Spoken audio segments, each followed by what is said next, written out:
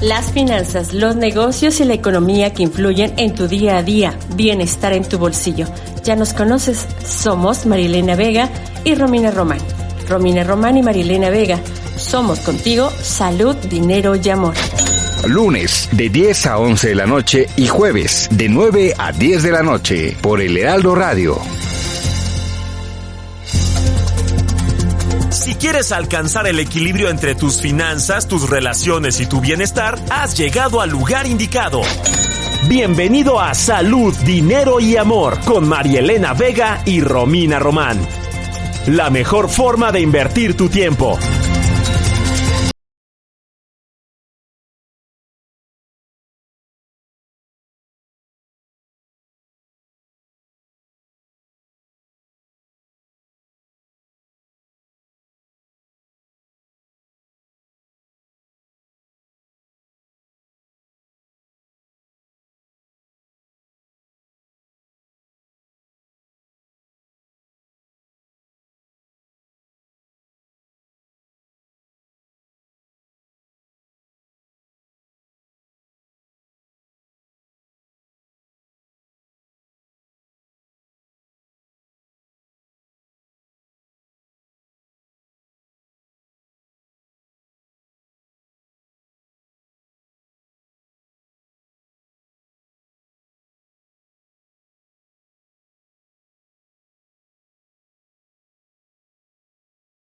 Muy especial, pero para comenzar este programa y comenzarlo bien, me da muchísimo gusto saludar a Romina Román. Amiga, ¿cómo estás? Muy buenas noches, qué gusto saludarte.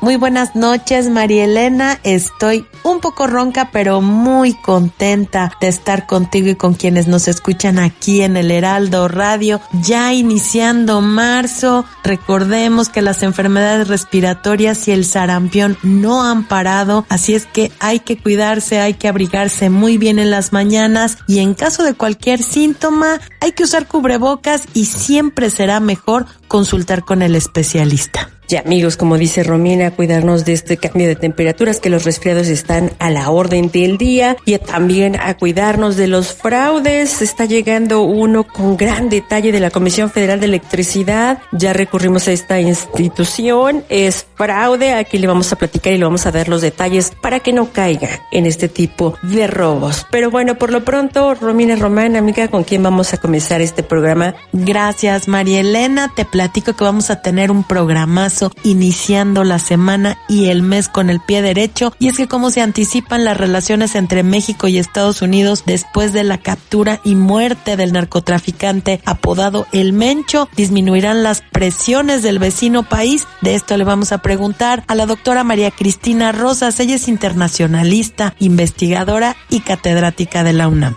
También platicaremos de las remesas migrantes y el impacto que todo tiene en nuestra economía. Nuestro día a día es muchísimo mayor a lo que a veces imaginamos. ¿Y cómo está México en temas de pobreza laboral? ¿Han mejorado los indicadores? De esto nos va a platicar Gonzalo Hernández Licona. Él es director del Observatorio Social del Centro de Estudios Espinosa Iglesias. Y el tema fiscal, la digitalización, las micro, pequeñas y medianas empresas sigue cambiando. ¿Qué es lo que tienen que enfrentar en este 2026? Hoy lo vamos a platicar con Rafael Lores, él es fiscalista. No se lo pierda, mucha información que influye en nuestro día a día, en nuestro bienestar, en nuestra salud financiera. Así que acompáñenos la próxima hora, no se va a arrepentir y sin más preámbulo, comenzamos. La entrevista en Salud, Dinero y Amor.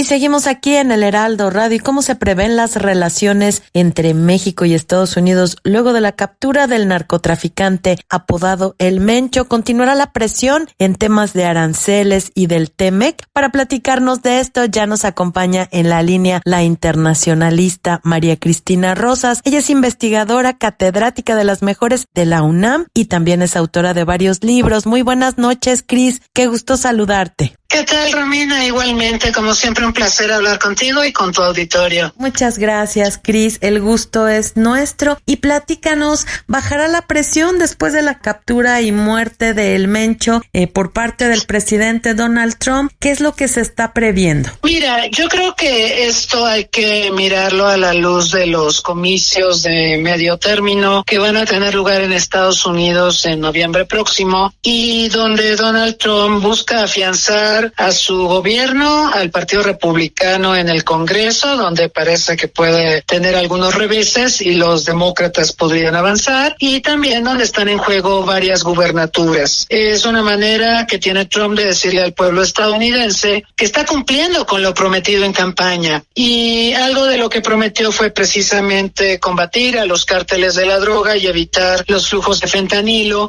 que llegan a Estados Unidos y que son responsables de la muerte de muchos miles de personas, dado que se trata de una droga profundamente adictiva. México ha mantenido una cooperación estrecha con Estados Unidos, ha entregado a varios capos, pero ninguno del perfil del Mencho. El Mencho había una recompensa muy cuantiosa por su captura, $15 millones, si mal no recuerdo, y era considerado el jefe de jefes, el principal responsable de la delincuencia organizada en México, el jefe del cártel Jalisco Nueva Generación y uno de los principales cárteles que aprovisionaban de fentanilo a Estados Unidos de manera obviamente ilegal. ¿Esto va a implicar que se reduzcan las presiones a México? No lo creo, porque como lo manifesté hace un momento, Trump está preparando el terreno político para fortalecer a su gobierno y al Partido Demócrata en los comicios de noviembre. Y además, los aranceles continúan, no obstante el fallo del Tribunal Supremo. Trump anunció primero que iba a aplicar aranceles del 10, ahora que del 15, y esto a todos, ¿no? Independientemente si son países con los que hay tratados comerciales o no. Por lo tanto, esto también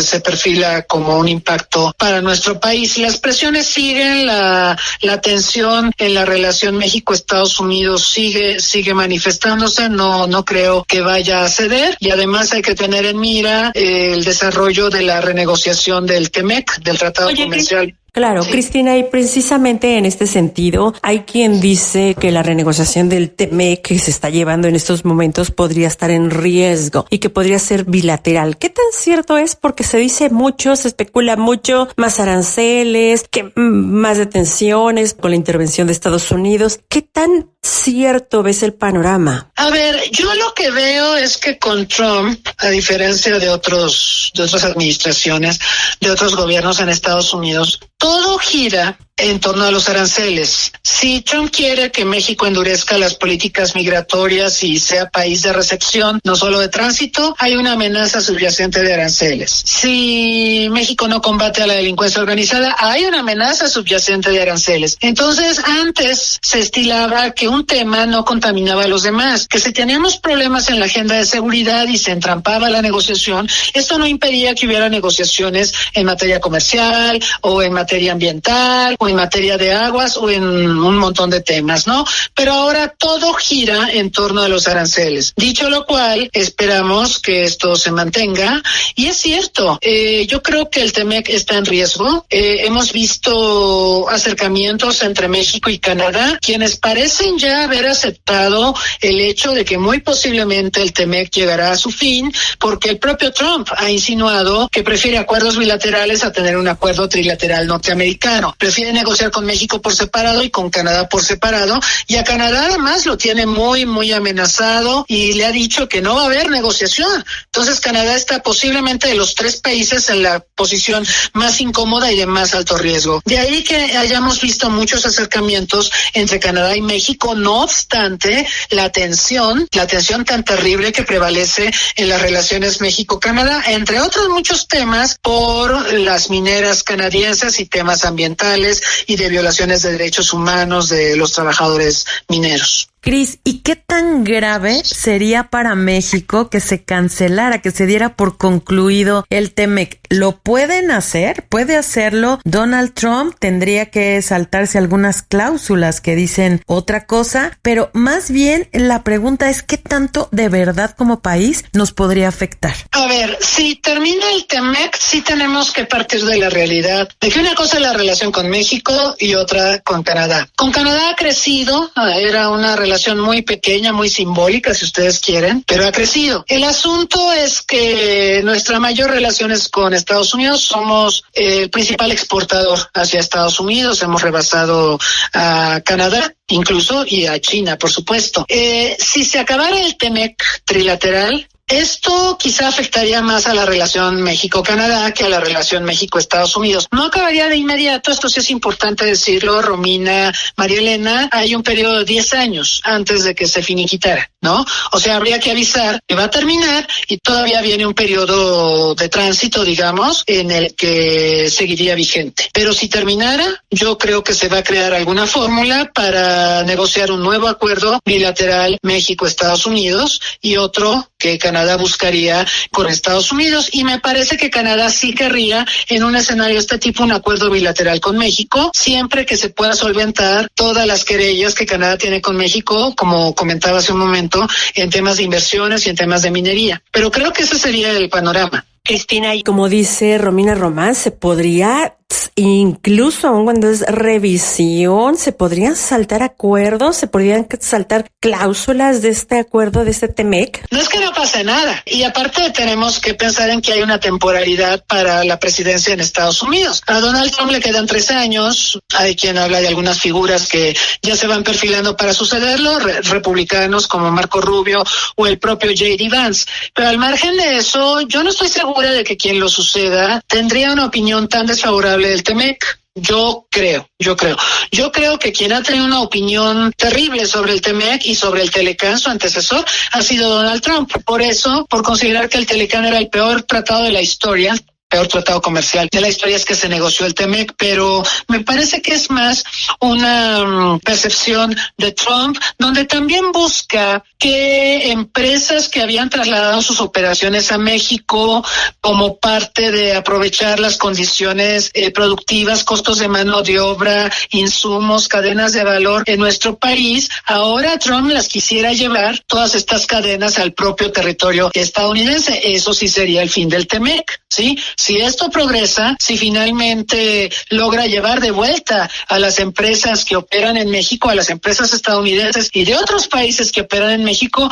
creo que ahí sí se acaba el TEMEC, ¿no? Pero lo que sí veo, Romina y María Elena, es que hay cadenas de valor que están ya muy consolidadas en los 3 países, en el sector automotriz especialmente. Entonces, parece difícil imaginar que llegaría a su fin en absoluto. Tal vez el sector automotriz podría ser la base para refundar una nueva negociación bilateral o trilateral. Pero sí es posible finiquitar el TEMEC, eso está previsto en el propio TEMEC. Pues estaremos muy al pendientes, Julio, es la fecha definitiva, si nos lo permites, Cristina Rosas, estaremos muy en contacto contigo para saber qué pasa con toda esta relación. Lo que sí es una realidad es que se requiere un acuerdo comercial con Estados Unidos y también con Canadá. Sí. Gracias, doctora, muy buenas noches. Gracias, un gusto saludarles. Ahí están las palabras de una internacionalista muy reconocida en México y a nivel internacional, Cristina Rosas. Los negocios en salud, dinero y amor.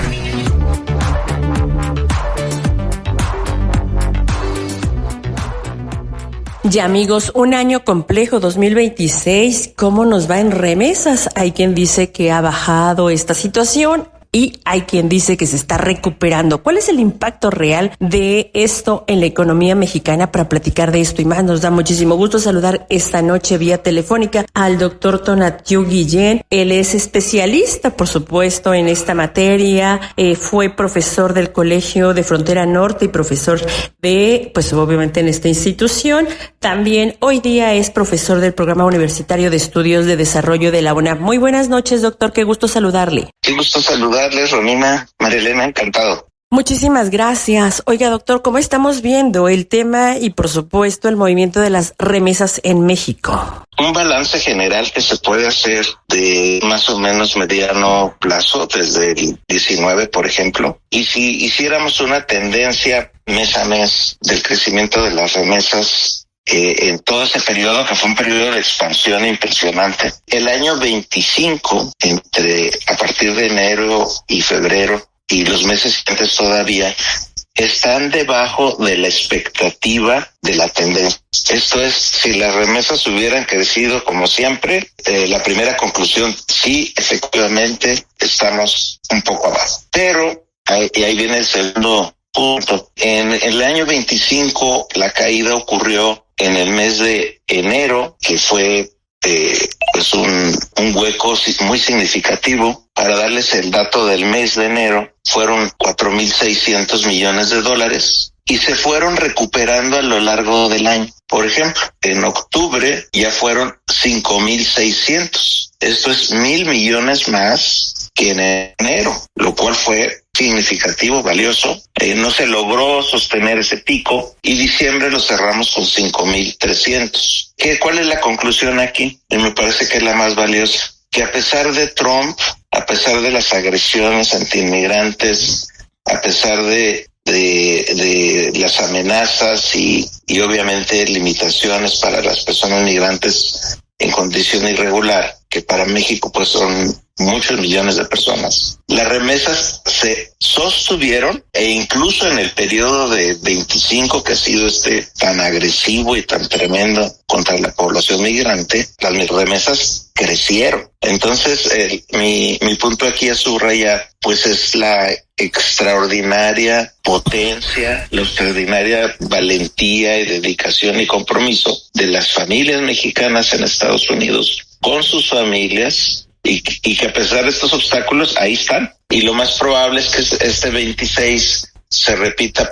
de manera parecida, una caída enero, posiblemente un poquito febrero, y nuevamente un incremento que es mi expectativa que pueda ser el retrato del año 26. Doctor, muy buenas noches. Les saluda Romina Román. Entonces, veríamos un comportamiento similar en el tema de las remesas al 2025, pero en temas de migración, ¿cómo se va a desenvolver esto, dado que en el 2025, ya mediados, fue el año en donde menos cruces ya hubo de la frontera? ¿Qué se esperaría para esto? Y bueno, pues también al final de cuentas ha habido muchas deportaciones. Entonces, ¿esto no va a tener impacto en las remesas? En el corto plazo no lo creo, porque ya la población que está en Estados Unidos es la que reporta las cifras del 25. Como bien señalas, el año 25 fue el año del gran bloqueo de la frontera. Prácticamente ya no hay cruces.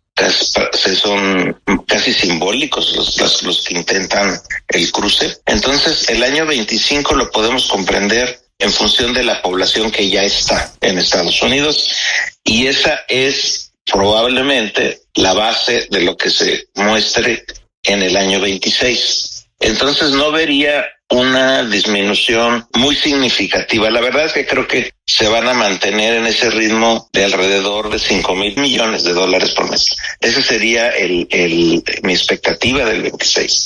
Ahora, sí hay un problema serio, pero también para la economía de Estados Unidos. Hay un serio problema de fuerza laboral que por lo pronto ya no tiene el beneficio de la población que estaba llegando. Ese crecimiento que tenía la fuerza laboral de Estados Unidos, por ejemplo, desde el año 23, 24, en gran medida estuvo impulsado por migrantes. El crecimiento de la fuerza laboral de Estados Unidos está en alrededor de 80% debido a la población inmigrante. Si ya no tienes entonces ese flujo, que es lo que está haciendo ahora Trump, que ya lo cerró, tanto el irregular como el regular, porque incluso las empresas también ya tienen problemas con esto, el resultado es una contracción de la fuerza laboral de Estados Unidos, y el resultado es un menor crecimiento o posibilidades de crecimiento de la economía. Entonces sí, esa combinatoria hay que tenerla en el mapa, porque hay preocupación ya de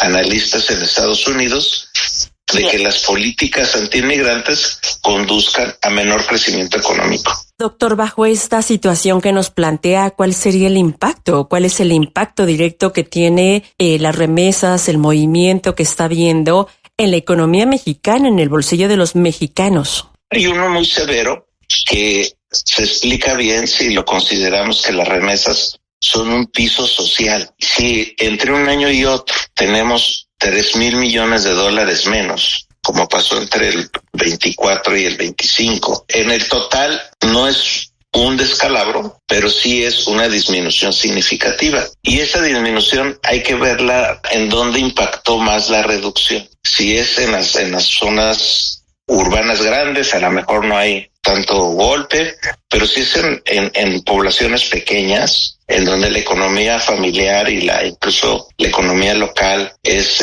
muy dependiente del flujo de remesas, entonces sí, ahí hay un costo social en el consumo. Y hay que sumarle otro asunto también muy importante, que es el tipo de cambio. En pesos, las remesas ahora son mucho menos dinero para las familias. Y ese es un asunto, reitero, socialmente delicado. Hay entonces familias con mucho menos dinero del que tenían hasta hace poco, y eso implica consumo, bienestar, y en la dinámica local económica, pues un mercado un poco menor, que sí impacta. Tonatiuh, y hablando de este impacto, pues también muchas familias que tenían la expectativa de una mejor vida, del sueño americano, ya no están yendo, se están encontrando las oportunidades laborales aquí en México, y esto aunado también a dónde se están yendo las personas de Centroamérica, de Haití, que ya no pudieron pasar a Estados Unidos. ¿Se están quedando aquí en México a trabajar, a buscar oportunidades? Hay una población extranjera literalmente estancada en México, pero ya no tenemos nuevos flujos. Y esa población extranjera debiéramos darles un trato digno, porque en su caso, en la mayoría de los casos, se trata de población refugiados. ¿Sabemos más? Y esa población de refugiados. Tonatiuh. Es muy difícil el cálculo. Al principio del año 25, con el gran freno, podíamos calcular 250 mil personas aproximadamente. Acuérdense que es un flujo y ese stock era el de inicio del 25, pero también ocurrió un flujo de retorno muy importante. Entonces, si ahora pensamos en 40, 50 mil, 60 mil, creo que sería una cifra muy probable de que estemos en esos números, y son las personas que están en el sur, todavía en Chiapas, otras en Ciudad de México, como ustedes conocen bien, hay incluso población en la calle, que es una tragedia. Hay otras que están moviéndose al norte, zona Saltillo, Monterrey, un poco Guadalajara y ciudades fronterizas. Y en ese conjunto no es un número gigante, pero sí es un número atendible por razones humanitarias y por razones del derecho mexicano, y no lo estamos haciendo. Y en el caso de los mexicanos, lo que está pasando, como bien saben, pues es un crecimiento del mercado laboral informal, y hay un grupo de nuevo flujo que no tenemos muy registrado, que ocurrió sobre todo entre el 22-23 y a la fecha, que es el de los desplazados por violencia. Esa población sí tenía dónde vivir, cómo vivir, una comunidad, espacios propios, y por la violencia y la inseguridad fueron desplazados y terminaron intentando, muchos de ellos, el cruce a Estados Unidos, que ahorita ya no lo pueden hacer. Y entonces tenemos que pensar en que esas familias, porque sobre todo se trata de familias, están moviéndose a las zonas urbanas, a las ciudades como las que acabo de referir, o incluso a otras áreas rurales, como sucede sobre todo en Chiapas. Chiapas es particularmente dramático en esa situación. Siempre interesante platicar con Tonatiuh Guillén López. Él es doctor en Ciencias Sociales con especialidad en Sociología por el Colegio de México. Fue comisionado del Instituto Nacional de Migración y actualmente es profesor del Programa Universitario de Estudios del Desarrollo, por supuesto, de la UNAM. Muchísimas gracias, doctor, y pues vamos a seguir platicando con usted este tema que da para muchas entrevistas. Muchísimas gracias. Gracias a ustedes, Marilena, Romina, un gusto saludarlos. El gusto es nuestro, y quédense con nosotras aquí en el Heraldo Radio, que vamos a un corte rapidísimo y regresamos. Ellas son mujeres de radio. Salud, dinero y amor. Con Marielena Vega y Romina Román. Por el Heraldo Radio.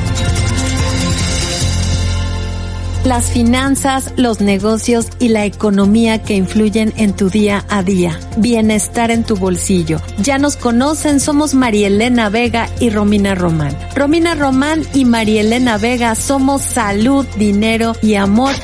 Lunes de 10 a 11 de la noche y jueves de 9 a 10 de la noche por el Heraldo Radio.